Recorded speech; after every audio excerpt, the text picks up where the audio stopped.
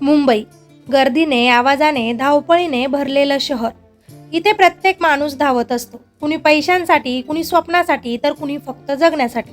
याच मुंबई अंधेरीतल्या एका उंच इमारतीच्या 12व्या मजल्यावर राहत होता नीरज कुलकर्णी. वय साधारण 32.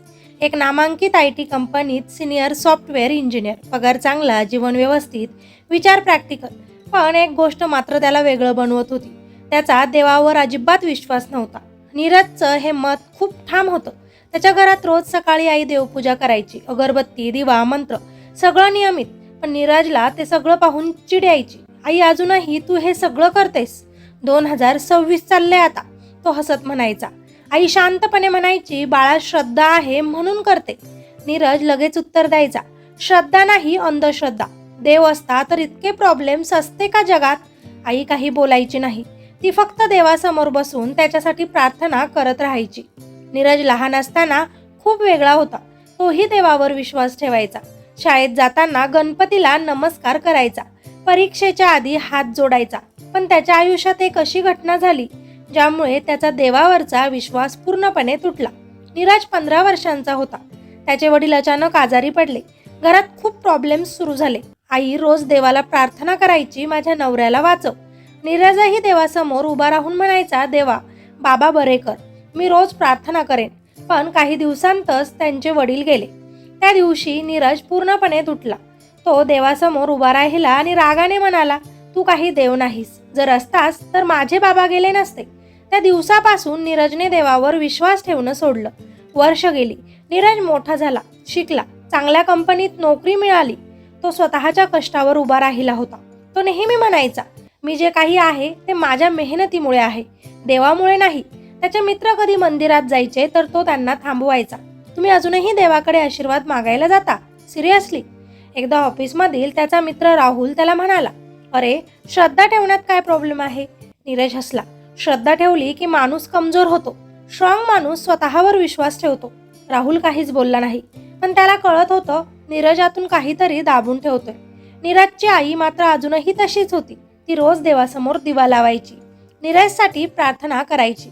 एकदा ती म्हणाली, नीरज, माझ्यासोबत मंदिरात चल. नीरज चिडूनच म्हणाला, आई, मला वेळ नाही या सगळ्यांसाठी. फक्त 10 मिनिट. आईनं विनंती केली. नाही म्हणजे नाही, नीरजने ठामपणे सांगितलं. आई शांत झाली. पण तिच्या डोळ्यात पाणी आलं होतं. नीरजचं आयुष्य खूप व्यवस्थित होतं. सकाळी उठायचं, ऑफिस, काम, मीटिंग्स, रात्री घरी येऊन नेटफ्लिक्स, मोबाईल आणि झोप. त्याच्या आयुष्यात भावना कमी आणि लॉजिक जास्त. तो प्रत्येक गोष्टीला कारण शोधायचा. हे का झालं, कसं झालं? देव हा त्याच्या दृष्टीनं एक कॉन्सेप्ट होता ज्याला लोकांनी स्वतःसाठी तयार केले. पण नियती काहीतरी वेगळं ठरवून बसली होती. एक दिवस मुंबईत जोरदार पाऊस सुरू होता. नीरज ऑफिसमधून उशिराच घरी निघाला. रस्त्यावर ट्रॅफिक, हॉर्न, पाणी, सगळीकडे गोंधळ. तो कार चालवत होता आणि फोनवर कॉलवर होता. हो, मी पोहोचतोय 20 मिनिटात, तो बोलत होता. पावसामुळे रस्ता दिसत नव्हता. पण नीरजला घाई होती आणि अचानक समोरून एक ट्रक जोरात आला. नीरजला काही कळायच्या आत धाड, भयानक आवाज. कार पूर्णपणे तुटली. सगळं एका क्षणात संपलं. नीरजला लगेच हॉस्पिटलमध्ये नेलं. शरीराला गंभीर दुखापत झाली होती. डॉक्टरांनी सांगितलं, नेक्स्ट 48 अवर्स आर क्रिटिकल. आई हॉस्पिटलमध्ये पोहोचली. तिनं नीरजला त्या अवस्थेत पाहिलं आणि ती कोसळली. ती देवासमोर उभी राहिली. देवा, माझ्या मुलाला वाचव. काहीही घे, हवं तर माझा जीव घे, पण त्याला वाचव. ती रडत होती, प्रार्थना करत होती. नीरज ICU मध्ये होता. तो पूर्ण शुद्धीत नव्हता, पण त्याला आवाज ऐकू येत होते. आईचा आवाज, डॉक्टरांचे आवाज. आणि त्याच्या मनात एक विचार आला, जर देव नाहीच तर आई कुणाला मागते मला? त्या रात्री नीरजला एक विचित्रच अनुभव आला. त्याला वाटलं तो कुठेतरी वेगळ्याच जागेत आहे. आजूबाजूला अंधार, पूर्ण शांतता. तो एकटा उभा होता. मी कुठे आहे? तो घाबरून म्हणाला. तेवढ्यात दूर एक प्रकाश दिसला. हळूहळू तो प्रकाश जवळ येऊ लागला आणि एक आवाज ऐकू आला, नीरज. तो थरथरला. कोण आहेस तू? आवाज शांत होता पण शक्तिशाली. तू ज्याच्यावर विश्वास ठेवत नाहीस तेच सत्य आहे मी. नीरज रागाने म्हणाला, कोण? देव? तू देव आहेस? आवाज हसला. तू नाव काहीही दे, पण मी आहे. नाही, तू काही नाहीस. हे सगळं माझ्या मेंदूचा खेळ आहे. नीरज ओरडला. आवाज शांत होता. तू मला मान्य करशील किंवा नाही, पण सत्य बदलत नाही. मग माझ्या बाबांना का नाही वाचवलंस? नीरजच्या डोळ्यात राग आणि अश्रू होते. क्षणभर शांतता आणि मग आवाज म्हणाला, काही प्रश्नांची उत्तरं अनुभवाने मिळतात, शब्दांनी नाही. अचानक नीरज जागा झाला. तो आयसीयू मध्ये होता. घामाने पूर्ण भिजला होता. त्याचा श्वास जोरात चालू होता. तो स्वतःशीच म्हणाला, हे काय होतं? फक्त स्वप्न. पण त्या दिवशी पहिल्यांदाच नीरजच्या मनात शंका आली. तो आईकडे पाहत होता. ती देवासमोर हात जोडून बसली होती. आयसीयू मध्ये पडलेला नीरज बाहेरून शांत दिसत होता, पण आतून तो पूर्णपणे हललेला होता. त्या रात्रीचं स्वप्न की अनुभव, ते नेमकं काय होतं हे त्याला समजत नव्हतं. हे सगळं फक्त माझ्या मेंदूचा खेळ आहे, तो स्वतःला पटवून देण्याचा प्रयत्न करत होता. पण मनाच्या कुठेतरी खोल भागात एक वेगळाच आवाज उठत होता. जर ते खरं असेल तर? दुसऱ्याच दिवशी सकाळी डॉक्टरांनी सांगितलं की नीरजची स्थिती थोडीशी स्टेबल आहे, पण अजूनही धोका टळलेला नाही. आईने देवाचे आभार मानले. डोळ्यात पाणी आणून ती म्हणाली, देवा, तू ऐकलंस माझं. नीरजनं ते ऐकलं आणि त्याच्या मनात पुन्हा प्रश्न निर्माण झाला, खरंच कुणी ऐकतंय का आपलं? काही दिवसांनी नीरजला आयसीयू मधून जनरल वॉर्डमध्ये हलवलं गेलं. शरीर अजूनही अशक्त होतं. चालता येत नव्हतं, पण शुद्ध पूर्णपणे आली होती. तो खिडकीतून बाहेर पाहत बसायचा. मुंबईची तीच धावपळ, तीच गर्दी, पण आज त्याला सगळं वेगळं वाटत होतं. एक दिवस त्याचा मित्र राहुल त्याला भेटायला आला. कसा आहेस? राहुलने विचारलं. नीरज थोडासा हसला. जिवंत आहे अजून, तेवढंच पुरेसं आहे बहुतेक. राहुल शांतपणे त्याच्याकडे पाहत म्हणाला, कधी कधी काही गोष्टी आपल्याला थांबवण्यासाठी घडतात, विचार करायला लावण्यासाठी. नीरज लगेचच म्हणाला, तू पण आता देववेव बोलणार असशील तर नको सुरू करू. राहुल हसला, नाही, मी काही फोर्स करत नाही, पण एक विचार, त्या अपघातातून तू वाचलास, हेच मोठं आहे. नीरज काही बोलला नाही, पण त्याच्या मनात पुन्हा तोच प्रश्न, मी कसा वाचलो? त्या रात्री नीरज झोपला, पण त्याला पुन्हा तोच अनुभव आला. अंधार, शांतता आणि तोच प्रकाश. यावेळी नीरज घाबरला नाही. तो थोडा शांत होता. पुन्हा तू? त्याने विचारलं. आवाजाला, तू मला नाकारतोस, पण मी तुला सोडत नाही. नीरज चिडून म्हणाला, तू खरंच आहेस का की मीच वेडा होतोय? आवाज शांत होता. तू सत्यापासून पळतोयस म्हणून तुला गोंधळ वाटतोय. मग मला स्पष्ट सांग, तू कोण आहेस? नीरजने विचारलं. काही क्षण शांतता आणि मग आवाज म्हणाला, मी तो नाही जो तुला दिसतो, मी तो आहे जो तुला जाणवतो. नीरज गोंधळला. मला काही समजत नाही. आवाज म्हणाला, तुला समजायचंच नाही, अनुभवायचं आहे. अचानक सगळं गायब झालं आणि नीरज जागा झाला. यावेळी तो घाबरलेला नव्हता, पण विचारात पडला होता. हे फक्त स्वप्न नाही, तो स्वतःशीच म्हणाला. दुसऱ्या दिवशी आई त्याच्या जवळ बसली होती. तिच्या हातात माळ होती. ती हळूहळू जप करत होती. नीरजने पहिल्यांदाच शांतपणे विचारलं, आई, तू रोज देवाला काय मागतेस? आई थोडी आश्चर्यचकित झाली.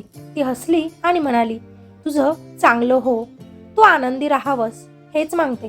नीरज काही क्षण शांत राहिला आणि म्हणाला, जर देव नसला तर? आई हसली. मग माझं प्रेम तरी आहे ना, आणि जर देव असेल तर तो ते ऐकतो. त्या साध्या उत्तराने नीरज विचारात पडला. काही दिवसांनी डॉक्टरांनी सांगितलं की नीरजला हळूहळू चालायला सुरुवात करावी लागेल. त्याला फिजिओथेरपीसाठी खाली हॉस्पिटलच्या गार्डनमध्ये नेलं जायचं. तिथे एक वृद्ध माणूस रोज बसलेला असायचा. साधे कपडे, शांत चेहरा, डोळ्यांत एक वेगळीच चमक. एक दिवस नीरज त्याच्या शेजारी बसला. वृद्धाने विचारलं, कसा आहेस? नीरज म्हणाला, शरीर बरं होतंय, पण मन अजून कन्फ्यूज आहे. वृद्ध हसला. मन कधीच शांत नसतं, ते शांत करावं लागतं. नीरज थोडा चिडून म्हणाला, तुम्ही पण देवदेव सांगणार असाल तर नको. वृद्ध शांतपणे म्हणाला, मी काहीच सांगणार नाही, फक्त एक प्रश्न विचारतो, तू श्वास घेतोस ना? हो. तो कोण देतो? नीरज लगेच म्हणाला, बॉडी सिस्टीम आहे, सायन्स आहे. वृद्ध हसला. ठीक आहे, पण ते सिस्टीम कोणी बनवलं? नीरज गप्प बसला. पहिल्यांदाच त्याच्याकडे उत्तर नव्हतं. त्या दिवसानंतर नीरज रोज त्या वृद्धाशी बोलू लागला. त्याचं नाव होतं दत्तात्रय. तो कोण होता, काय करायचा हे त्यानं कधी सांगितलं नाही, पण त्याच्या बोलण्यात एक वेगळीच शांतता होती. एक दिवस नीरजने विचारलं, तुम्ही देव पाहिलाय का बाबा? दत्तात्रय हसले. पाहायला डोळे लागतात आणि जाणायला मन. म्हणजे देव दिसत नाही, पण तो जाणवतो. नीरज विचारात पडला. त्या रात्री नीरजला पुन्हा स्वप्न पडलं. यावेळी तो प्रकाश खूपच जवळ होता. त्याला ऊब जाणवत होती, एक शांतता जी त्यानं कधीच अनुभवली नव्हती. आवाज आला, तू बदलतोयस. नीरज हळू आवाजात म्हणाला, मला कळत नाही, पण काहीतरी वेगळं वाटतंय. आवाज म्हणाला, तोच प्रवास आहे. कोणता प्रवास? स्वतःपासून स्वतःकडे जाण्याचा. अचानकच नीरजच्या डोळ्यात पाणी आलं. मी खूप राग केला देवावर, जीवनावर. आवाज शांत होता. राग हा पण एक टप्पा असतो. मग माझं काय? नीरजने विचारलं. आवाज म्हणाला, तू अजून सुरुवात केली आहेस. आणि पुन्हा सगळं गायब झालं. नीरज जागा झाला, पण यावेळी त्याच्या डोळ्यात भीती नव्हती, फक्त शांतता होती. दुसऱ्याच दिवशी सकाळी नीरज लवकर उठला. शरीर अजून पूर्णपणे बरं नव्हतं. चालताना त्रास होत होता, पण मनात एक वेगळीच ओढ निर्माण झाली होती. आई स्वयंपाकघरात होती. नीरज हळूच म्हणाला, आई, आज मंदिरात जाऊया. आई काही क्षण त्याच्याकडे पाहतच राहिली. तिला विश्वासच बसत नव्हता. ज्याने आयुष्यभर देवाला नाकारलं, तो आज स्वतःहून मंदिरात जायला तयार झाला होता. तिच्या डोळ्यात पाणी आलं, पण ती काही न बोलता फक्त म्हणाली, हो बाळा, हो जाऊया. काही वेळात दोघं जवळच्याच गणपती मंदिरात गेले. मंदिरात शांतता होती. घंटांचा हलका आवाज, अगरबत्तीचा सुगंध आणि भक्तांचा मंद गजर. नीरज आत पाऊल टाकताना थोडा थांबला. त्याच्या मनात अनेक विचार होते. हे सगळं खरंच आहे का, की फक्त लोकांची भावना आहे? तो हळूहळू पुढे गेला. गणपतीच्या मूर्तीसमोर उभा राहिला. आईने हात जोडले, डोळे मिटले. नीरजनेही थोडा संकोच करत हात जोडले, पण त्याला काय बोलायचं हेच कळत नव्हतं. काय मागू आणि कोणाकडे मागू, तो स्वतःशीच विचार करत होता. तेवढ्यात त्याच्या डोक्यात एकच विचार आला, जर तू असशील तर मला कळू दे. त्याने डोळे मिटले आणि काही क्षणासाठी सगळं शांत झालं. त्याला एक वेगळीच शांतता जाणवली. जणू सगळा गोंधळ थांबला होता. तो लगेच डोळे उघडून मागे सरकला. हे काय होतं? त्यानं स्वतःला विचारलं. मंदिरातून बाहेर पडताना त्याचं मन खूप हलकं वाटत होतं. आईनं विचारलं, काय वाटलं? नीरज थोडा थांबून म्हणाला, काहीतरी वेगळं. आई हसली, तेच कर. त्या दिवसानंतर नीरजमध्ये हळूहळू बदल दिसायला लागला. तो अजूनही सगळं समजून घेण्याचा प्रयत्न करत होता, पण आता तो पूर्णपणे नाकारत नव्हता. तो रोज काही वेळ शांत बसायचा, विचार करायचा. एक दिवस तो पुन्हा हॉस्पिटलच्या गार्डनमध्ये गेला. दत्तात्रय तिथेच बसले होते. नीरज त्यांच्या शेजारी बसला आणि म्हणाला, मी काल मंदिरात गेलो. दत्तात्रय हलकं हसले. माहिती होतं तू जाशील. नीरज आश्चर्यचकित झाला. तुम्हाला कसं कळलं? जेव्हा मन तयार होतं तेव्हा पाय आपोआप त्या दिशेने जातात, दत्तात्रय शांतपणे म्हणाले. नीरज काही क्षण शांत राहिला आणि मग विचारलं, देव खरंच असतो का? दत्तात्रय त्याच्याकडे पाहत म्हणाले, तुला काय वाटतं? नीरज गोंधळला. मला कळत नाही, पण काहीतरी जाणवतंय. दत्तात्रय हसले. तेच उत्तर आहे. म्हणजे देवाला समजून घेण्याचा प्रयत्न करू नकोस, अनुभव. त्या रात्री नीरज पुन्हा झोपला आणि पुन्हा तोच अनुभव. पण यावेळी अंधार नव्हता, सगळीकडेच प्रकाशच होता. तो प्रकाश इतका शांत, इतका उबदार होता की नीरजला स्वतःचं अस्तित्वही हलकं वाटत होतं. आवाज पुन्हा आला, तू जवळ येतोयस. नीरज हळू आवाजात म्हणाला, मी तुला पाहू शकतो का? आवाज म्हणाला, तू आधी स्वतःला पहा. मी हो, तू स्वतःपासून दूर गेलायस. त्या शब्दांनी नीरजच्या मनात काहीतरी हललं. त्याला त्याचं लहानपण आठवलं, त्याचे बाबा आठवले, त्यांची हसणारी मुद्रा, त्यांचा हात धरून चालणं, आणि अचानक त्याच्या डोळ्यांतून अश्रू वाहू लागले. मी त्यांना खूप मिस करतो, तो रडत म्हणाला. आवाज शांत होता. प्रेम कधीच संपत नाही. मग ते गेले का? नीरजने विचारलं. कोणीच जात नाही, फक्त रूप बदलतं. त्या उत्तराने नीरज थरथरला. अचानक त्याला त्याच्या बाबांचा चेहरा त्या प्रकाशात दिसल्यासारखा वाटला. एक हलकं स्मित, आणि मग सगळं नाहीसं झालं. नीरज जागा झाला आणि जोरजोरात रडू लागला. अनेक वर्षांनी तो असा रडत होता. आई लगेच त्याच्या जवळ आली. काय झालं बाळा? नीरज तिच्या मिठीत पडला आणि म्हणाला, आई, मी चुकलो, मी खूप चुकलो. आई त्याचे केस कुरवळतच त्याला म्हणाली, काही नाही बाळा, सगळं ठीक होईल. त्या दिवसानंतर नीरज पूर्णपणे बदलू लागला. तो रोज मंदिरात जाऊ लागला, पण त्याच्या मनात एक श्रद्धा निर्माण झाली होती. तो आता देवाला प्रश्न विचारत नव्हता, तो उत्तर अनुभवत होता. नीरजच्या आयुष्यात बदल सुरू झाला होता, पण अजूनही त्याच्या मनात काही प्रश्न शिल्लक होते. श्रद्धा निर्माण झाली होती, पण ती अजून पूर्णपणे स्थिर नव्हती. तो आता शांत झाला होता, आईशी प्रेमाने बोलू लागला होता आणि आयुष्याकडे पाहण्याचा त्याचा दृष्टिकोन बदलत होता. काही दिवसांनी डॉक्टरांनी त्याला डिस्चार्ज दिला. नीरज घरी परतला. मुंबईची तीच धावपळ, तेच आवाज, तेच रस्ते, पण नीरज बदलला होता. घरात पाऊल टाकताच त्यानं देवघराकडे पाहिलं. काही क्षण तो तिथेच उभा राहिला आणि हळूच हात जोडले. आईने ते पाहिलं आणि तिच्या डोळ्यात आनंद अश्रू आले. दिवस हळूहळू पुढे जात होते. नीरज आता रोज काही वेळ स्वतःसोबत घालवायचा. तो शांत बसायचा, डोळे मिटायचा आणि आत काय चाललंय ते अनुभवायचा.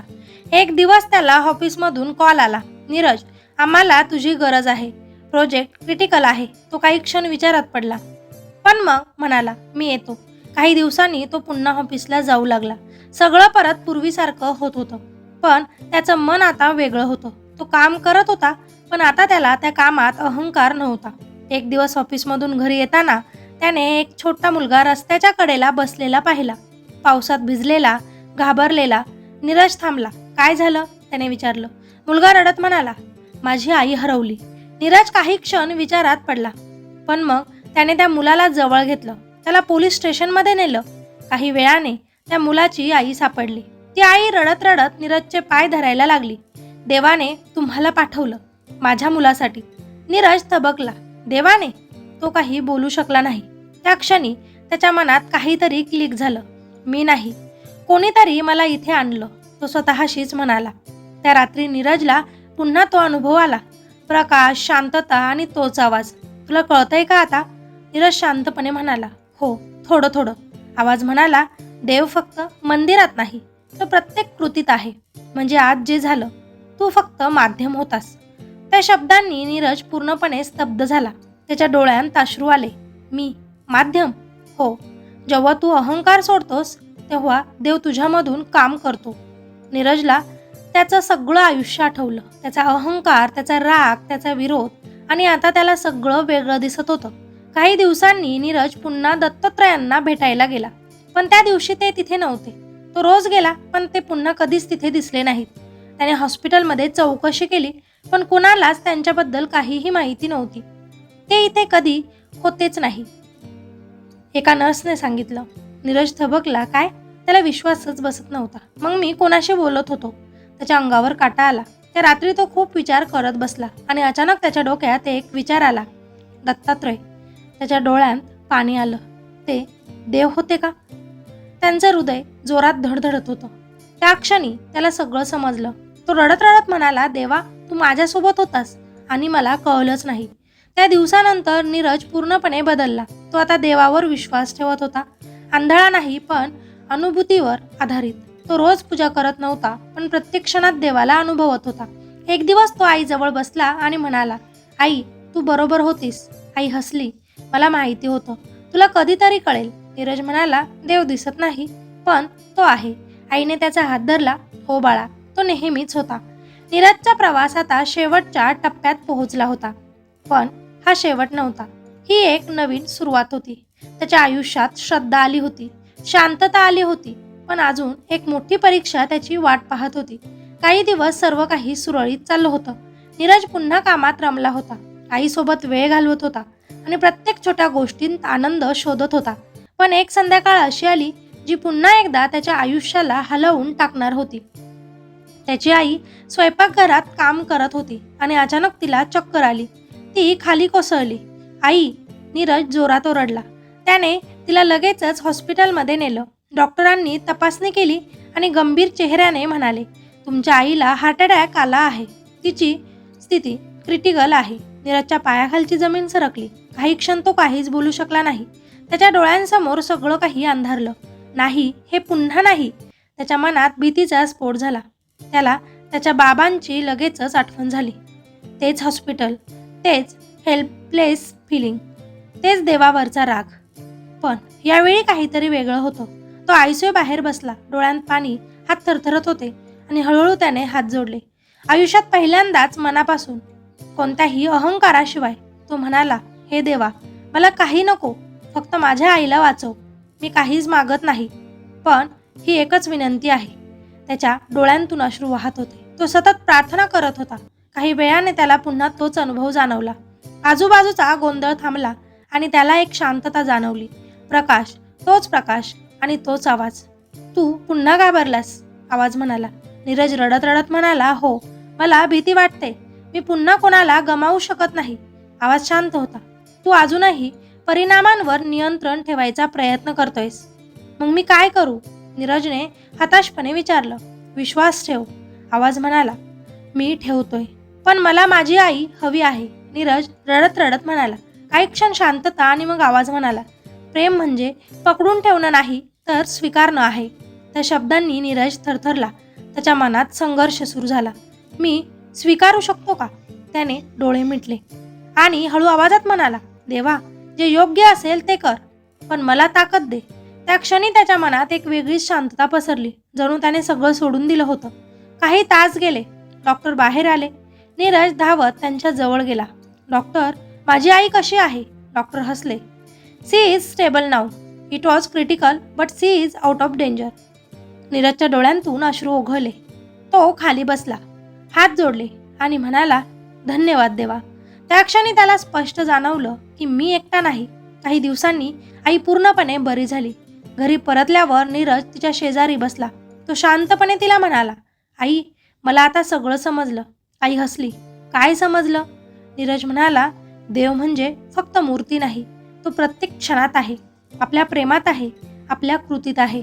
आईच्या डोळ्यात आनंदाश्रू आले. नीरज पुढे म्हणाला, मी आधी देवाला नाकारलं, कारण मला वाटलं तो नाही, पण खरं तर मीच त्याच्यापासून दूर गेलो होतो.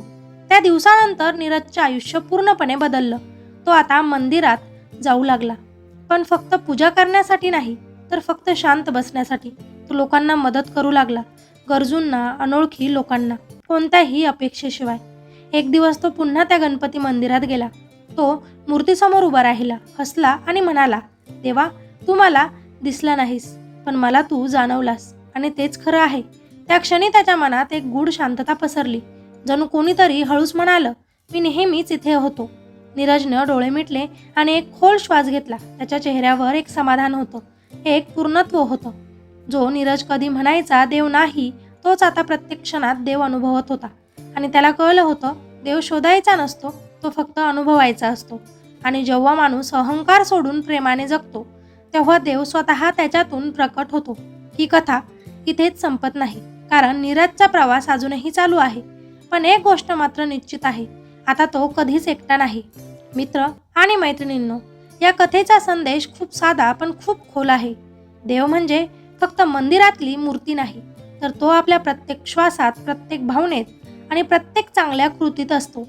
आपण जेव्हा अहंकार, राग आणि हट्ट सोडून प्रेम, विश्वास आणि माणुसकीने जगायला लागतो, तेव्हाच देव आपल्याला दिसत नाही, पण जाणवायला लागतो. आयुष्यात संकट येणारच, पण त्यावेळी देवाला दोष देण्याऐवजी त्याच्यावर विश्वास ठेवला तर तो आपल्याला योग्य मार्ग दाखवतो. देव शोधायचा नसतो, तो अनुभवायचा असतो. ही कथा आवडली असेल तर लाईक नक्की करा, आणि देवावर विश्वास असेल तर नक्कीच खाली कॉमेंटमध्ये देव असतो हे लिहा.